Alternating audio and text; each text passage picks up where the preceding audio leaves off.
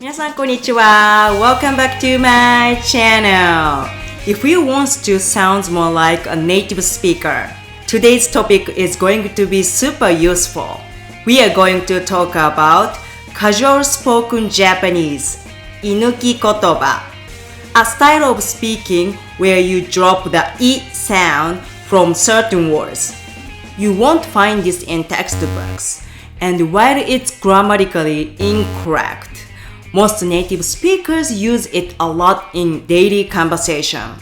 I will show you several examples to help you see how native speakers use this in everyday conversation.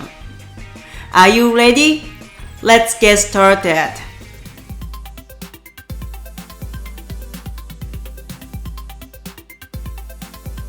居抜き言葉 is just about dropping the I from verb stems and adjectives in your speech.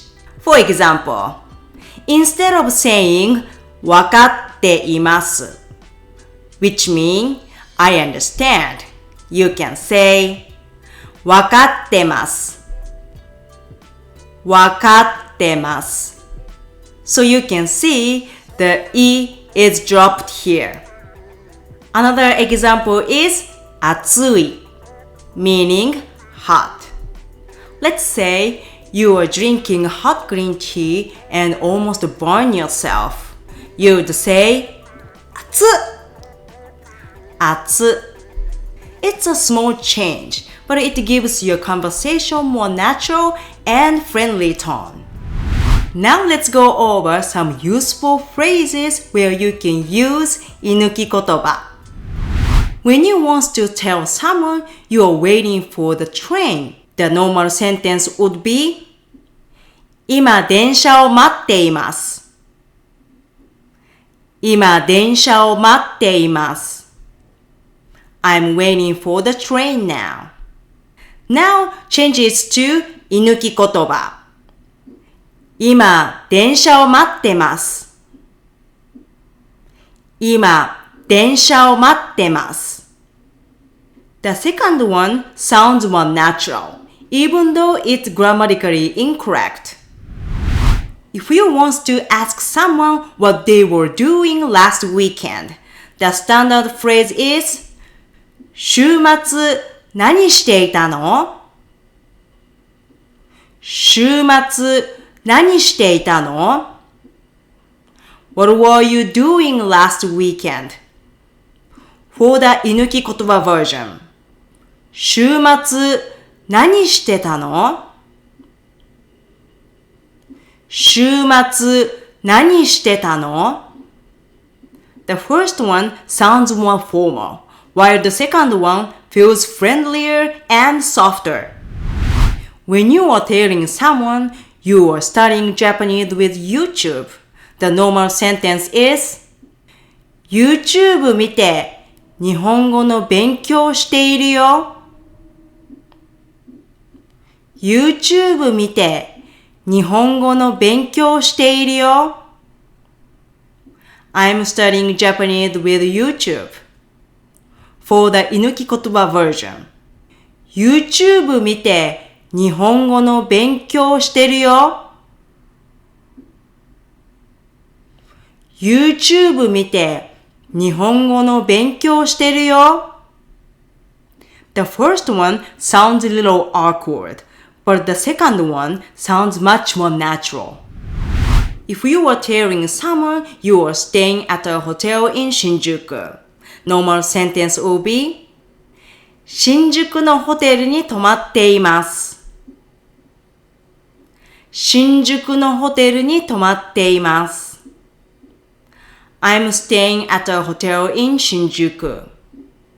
For the 居抜き言葉新宿のホテルに泊まってます新宿のホテルに泊まってます Again, the second one sounds more casual than the first one. When you are checking if something is correct, the standard phrase will be これで合っているこれで合っている Is this correct? For the 居抜き言葉 version, これで合ってる？これで合ってる？ The first one may sound a bit stiff, even awkward, while the second one sounds natural, something you would hear more often from a native speaker. I probably use 居抜き言葉 most of the time when I speak. It just feels like so natural in daily conversation. Now, let's look at an example blog post to see how 居抜き言葉 is used in real life. 今、旅行の計画をしてます。来月京都に行こうと思ってるんですけど、まだ宿泊先決めてません。もしいいホテルや旅館を知ってたら教えてくれると嬉しいです。アドバイスお待ちしてます。今、旅行の計画をしてます。来月、京都に行こうと思ってるんですけど、まだ宿泊先決めてません。もしいいホテルや旅館を知ってたら教えてくれると嬉しいです。アドバイスお待ちしてます。Did you find where 居抜き言葉 is used in this post? Actually, there are 5 居抜き言葉 is used in this. Let's compare the 居抜き言葉 version to normal version and see how they change. 今、旅行の計画をしてます。今、旅行の計画をしてます。A normal version is 今、旅行の計画をしています。今、旅行の計画をしています。Here, the E is dropped from しています turning into してます。してます。This makes the sentence sound more casual. 来月、京都に行こうと思ってるんですけど。来月、京都に行こうと思ってるんですけど。A normal version is 来月、京都に行こうと思っているんですけど。来月、京都に行こうと思っているんですけど。In this case, 思っている becomes 思ってる。思ってる。まだ宿泊先決めてません。まだ宿泊先決めてません。A normal version is まだ宿泊先決めていません。まだ宿泊先決めていません。Here, 決めていません becomes 決めてません。決めてません。もし、いいホテルや旅館を知ってたら教えてくれると嬉しいです。もし、いいホテルや旅館を知ってたら教えてくれると嬉しいです。A normal version is もし、いいホテルや旅館を知っていたら教えてくれると嬉しいです。もし、いいホテルや旅館を知っていたら教えてくれると嬉しいです。In this sentence, 知っていたら becomes 知ってたら。知ってたら。アドバイスお待ちしてます。アドバイスお待ちしてます。